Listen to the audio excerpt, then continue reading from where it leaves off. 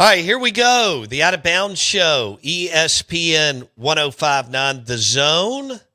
ESPN 1059 The Zone. I'm your host, Bo Bounds, and football is back. And Underdog is the best place to make picks and win money all season long. You can play right now in Mississippi. Playing an Underdog is easy. Just pick whether your favorite players will go higher or lower on stats like touchdowns, receiving yards, picks, and more. Get your picks right. You could win up to 5,000 times your cash. You can play with as little as $1 this week as an underdog. I'm looking at Texas and the Longhorns, Texas at Ohio State, and selecting Arch Manning to go higher. And I expect him to have a big weekend. Download the app today and sign up with promo code Out of Bounds to score $50 in bonus funds. When you play your first $5, that's promo code Out of Bounds. Promo code Out of Bounds, UnderdogFantasy.com. Download the Underdog app today. All right, we are the Out of Bounds Show. 1059 The Zone, ESPN. Week 1, here we go. When the lights are about to be turned off, you know what you need. Because you gotta somehow make that paper, right? Right. Show me the money! You come to the right place for that. Because it's time for Bo Bounds to... Show me the money! To show you the... All right, Diamond Dave joins us. Bartoo's Bangers and Show Me the Money, week 1 of college football. He's on his way scouting elk. Bartoo, good morning. How are you? Dude, I'm doing good. Just rolling down the highway in the diesel pickup right now. Flying solo today. No dog, no friends, just a lone wolf. Kind of the way I like it. Oh, man, that was like a Willie Nelson song. That was beautiful. I like it. Going down the road to scout elk or raccoons or, whatever. And this guy's got either Chris Christopherson blaring or Willie Nelson. And he is happy. Little Creedence Clearwater Revival right now, baby. Oh, I love it. Are you ready to predict that you're an Oregon Duck alum, and Dan Lanning's got some really good things going in Phil Knight? And yep, are you ready to predict that Oregon is going to play in the national championship game? Oh no, not really, not really. I mean, they're one of the 6 teams that check off all the boxes. There was 5 teams that were competing for the national title last year. It's a great window for Oregon because when you look at the other 5 teams in my national championship pool, Georgia, new quarterback, Bama, new quarterback, Texas, new quarterback. I think does Notre Dame have a new quarterback? They do. Yeah. Yeah. Now Oregon has a new quarterback, but the guy started 12 games, and he sat on the Oregon sidelines for the last year as well. So he's got a little bit more experience than everybody else. So if there was, how we're always, on your show, I'm always talking about windows of opportunity, right? Right. And so this might be a window for Oregon to finally take advantage of it. You would think at some point it would pop because last year they were in the pool of 5 as well. I think the big question mark, and this is, fan speak, is when can Dan Lanning finally win the big games when he's supposed to? Kind of like Mario Cristobal. I mean, they're both ferocious recruiters, which is a heck of a talent to have. And they've got big money. I mean, I know Lanning's got more with Phil Knight, but man, there's a Miami group. Credit Mario for cultivating relationships, and they want to win down in South Beach.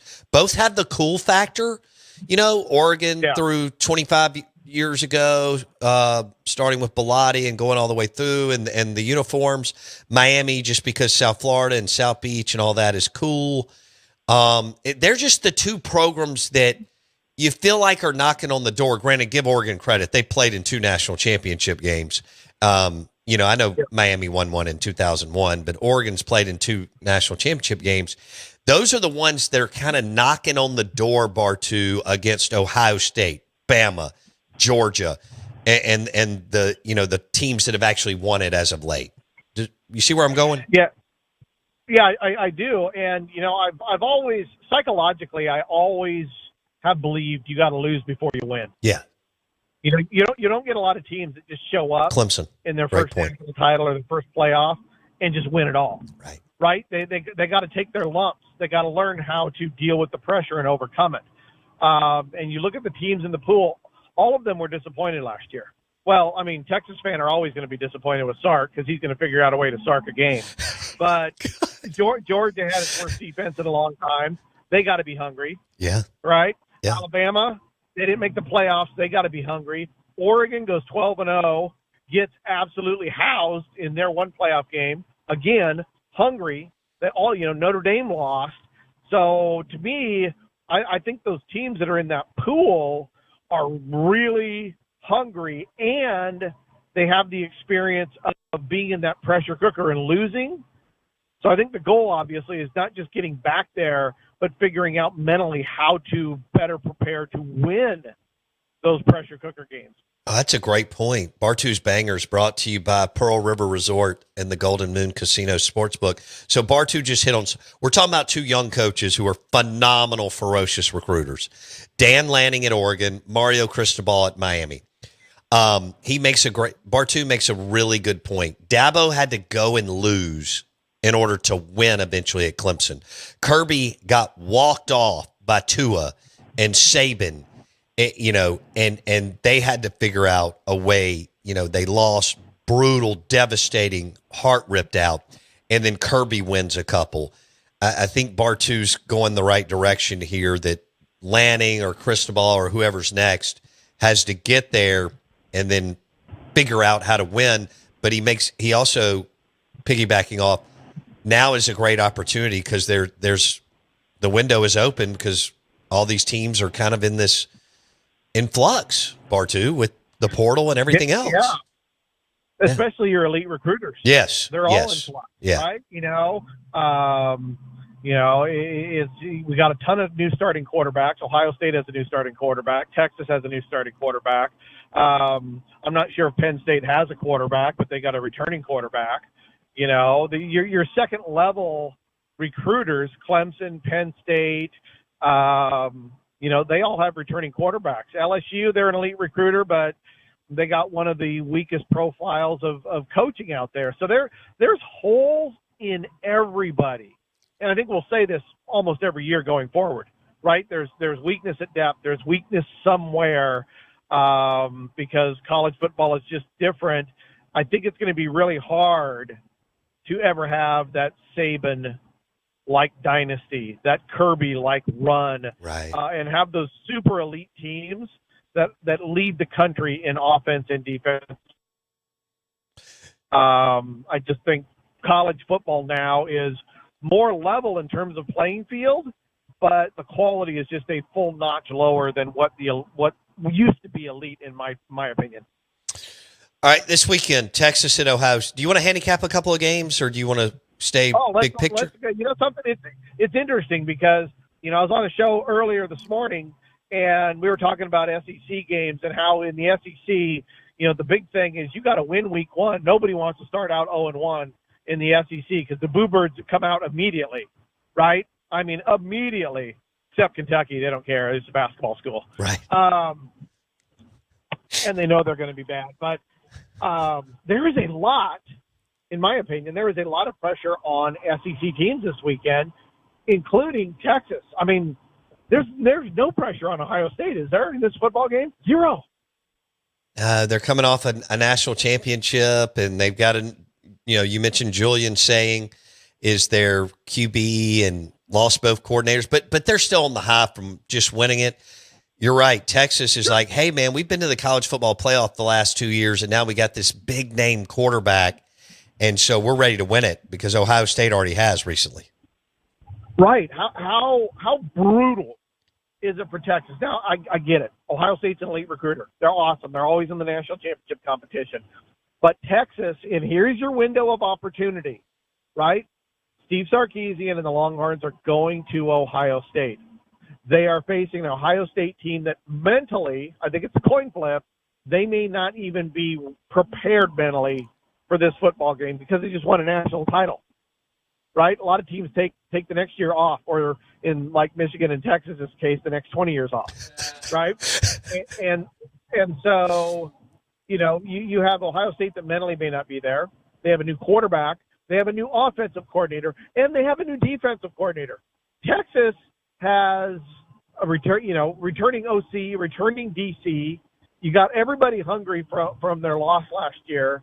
I think all the pressure's on Texas on this one. This is a window of opportunity, and if Sarkisian and company cannot take advantage, it is just an absolute wasted window of opportunity for them.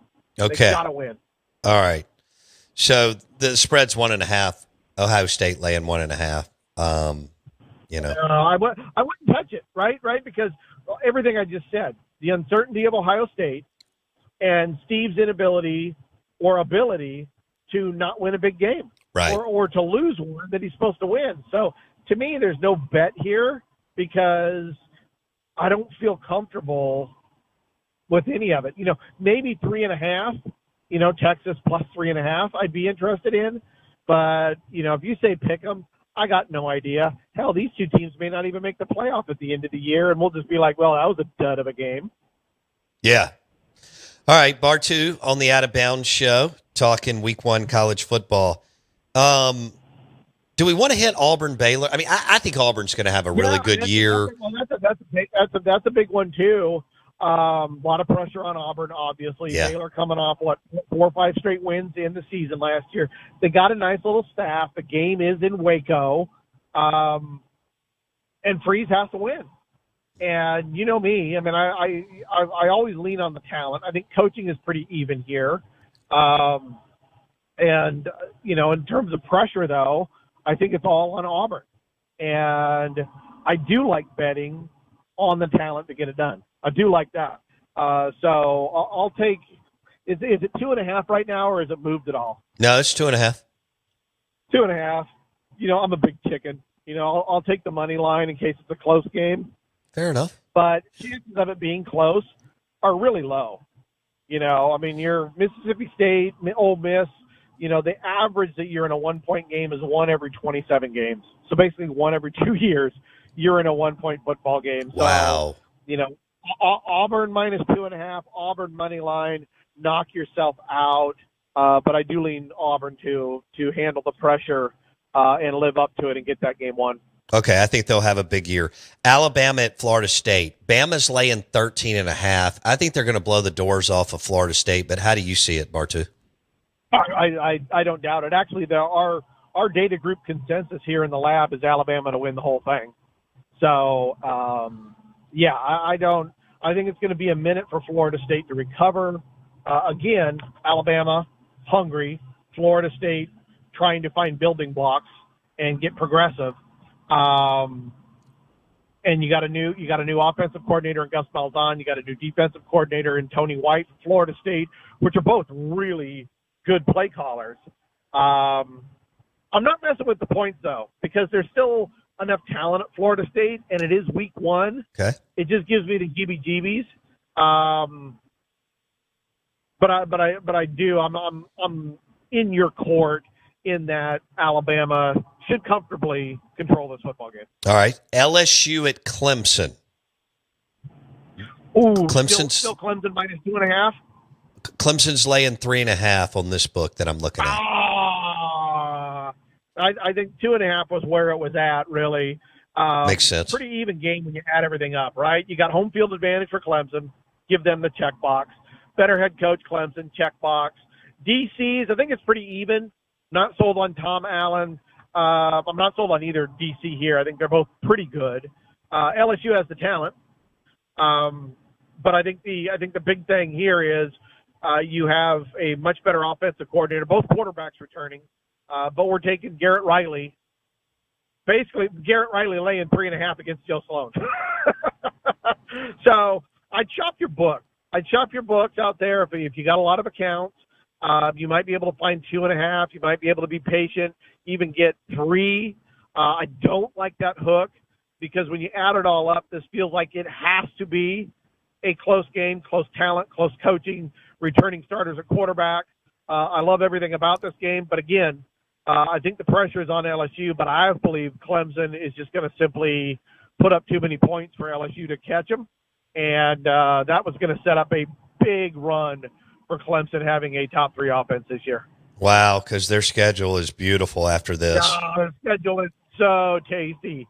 So tasty, as you say. Medium rare T-bone with just a cab. That's it. Yes. That's the dinner order. Yeah. Extra thick T-bone, medium rare with the cab. Leave the bottle. Thank you.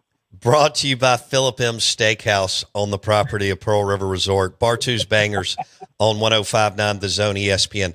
Okay, Bar 2 on Sunday night, we get Notre Dame at Miami. Miami doesn't have home field advantage because the stadium's 45 minutes away and they don't really care down there. So you kind of take that out. Notre Dame's laying 2.5. Notre Dame at Miami. What do you see here? Oh, man. Too many variables for me. I'll take Notre Dame winning this thing. Recruiting is basically even with these guys, so you got even talent. Head coach on the field, who you taking? Taking Notre Dame head coach? Marcus Freeman. In terms of calling plays, managing a game? Yeah. I am, right? So we got head coach in favor of Notre Dame. Offensive coordinator, I'm not sold on Shannon at Miami. I think, I know they had the number 1 scoring efficiency offense in the country last year, but I think that was mostly Cam Ward, not Shannon. And so I got a big question mark there. Miami also has a new defensive coordinator. Okay, they brought in Heatherman from Minnesota. Very good defensive coordinator, but this is his first game. Al Golden, I don't know what he did. This is the best coaching job Golden has done in his entire life. His entire career, these last few years at Notre Dame are absolutely the best for them. So I expect a low-scoring game. I don't think the offenses are going to be very good. I think they're going to have a hard time, figuring it out. I know people are going, Dave, Carson Beck has a ton of experience. Yeah, but with what Shannon wants to run, they don't match well. It's just not a good marriage of offense and offensive skill set at the quarterback, in my opinion. So I think it's going to be a close, low-scoring football game, but I think the better coaching is going to win out here. The better unit, the defensive unit at Notre Dame is going to win out. So if you're betting this, I'll take Notre Dame minus 2.5 or just Notre Dame straight up to win it. Okay. Yeah, that's interesting. For our listeners, Al Golden is the defensive coordinator at Notre Dame. Evidently, his numbers are way better than they've been in his career. I wonder if that's because Marcus Freeman, the head coach at Notre Dame, is a defensive guy. And so together they drive those numbers to look good for Golden. Who knows? Look at defensive coordinators at Georgia. Yeah. They're all pretty damn good. Yeah. You know why? They got the damn number 1 defensive coordinator grade in the of the last 20 years as their head coach. Ooh. So yeah, and Freeman was really good at Cincinnati. And maybe that's the missing piece of the puzzle that Fickle's missing too. Maybe Freeman carried Cincinnati more than we realize.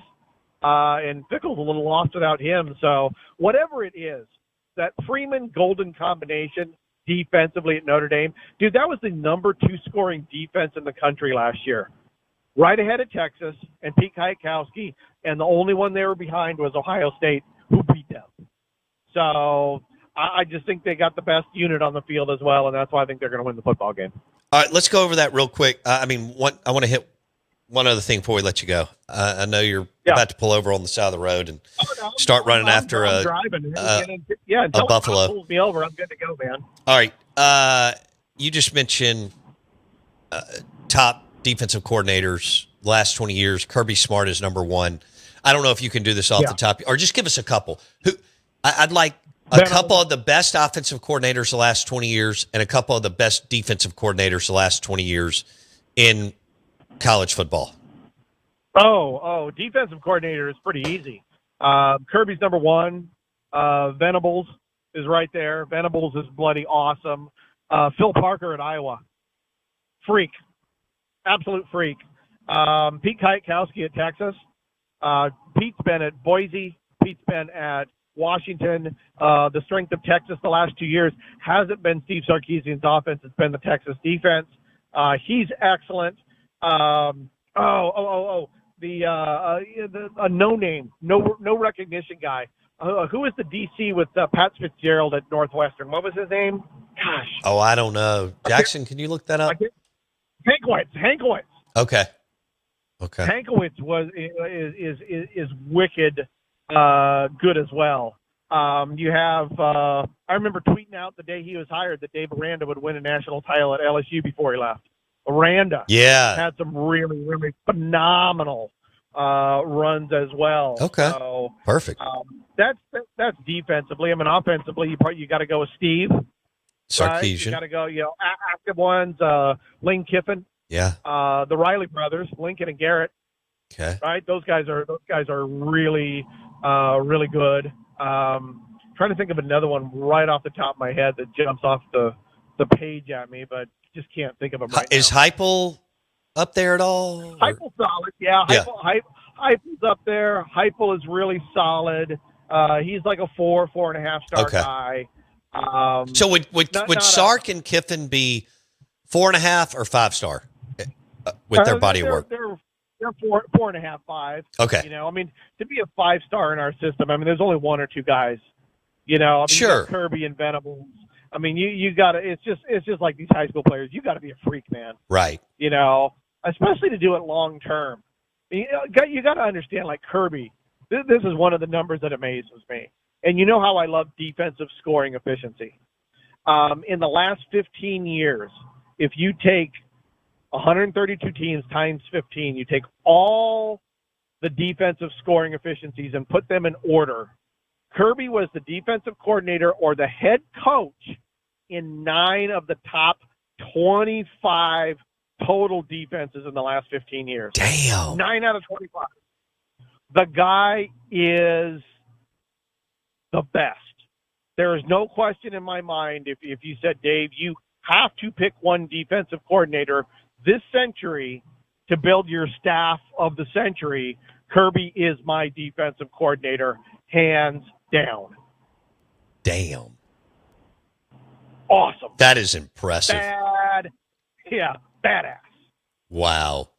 Okay. And on the offensive side, Sarkisian, Lane Kiffin, Lincoln Riley, Garrett Riley, and then you go into like Heupel and some of those other guys. That's an impressive group. Oh yeah. Okay. You got a lot of good offensive coordinator talent, like in the SEC, is really solid. Most guys are 4-star plus guys. Yeah. Napier's a good play caller. Bobo's a good play caller. Lane's a good play caller. Hughes a good play caller. Yeah. Grubb is a 4.5-star offensive coordinator at Alabama. Ooh. Sark. You got Colin over at A&M, who's solid but still pretty young. Oklahoma's got an up-and-coming 4-star guy, but I'm not sure all pass-first attack can work in the athleticism of the SEC. Kentucky has a crappy offensive coordinator, but of course they do that forever. Yeah, of course they do. Petrino's 4-star. Yeah. I mean, it is it's an offensive league. It is not a defensive league.